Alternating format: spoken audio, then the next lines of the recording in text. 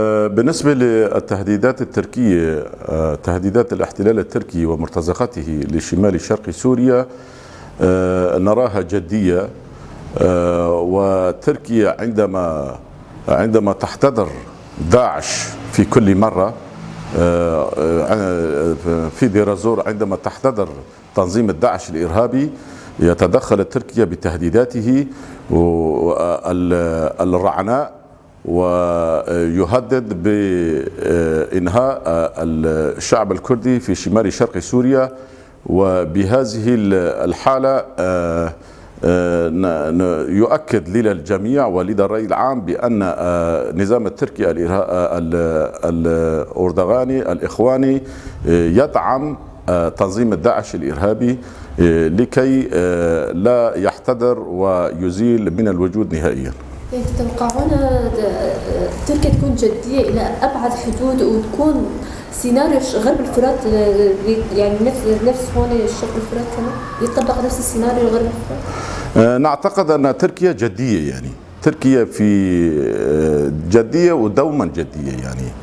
بس هناك في هذه المنطقة منطقة نفوذ أمريكي، وأمريكا لديها مصالح، في أمر إسرائيل، لديها مصالح في منع إيران للوصول إلى المتوسط، لديها تنظيم داعش.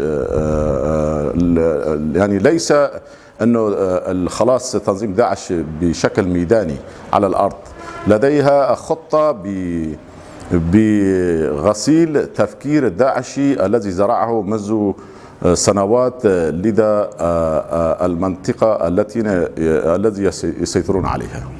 طبعا نحن كحزب الوحدة ندين هذه التهديدات التركية في كل مرة، ويربك السلم الأهلي ويربك جميع مكونات الذين يعيشون في شمال شرق سوريا بسلام ووئام وعيش مشترك.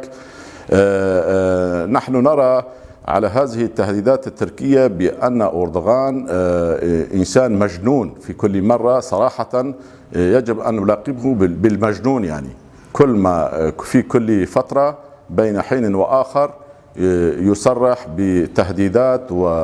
وعندما سلفنا ذكره بأن عندما يحتضر داعش يتدخل لكي يوقف الهجمات قسد ضد داعش.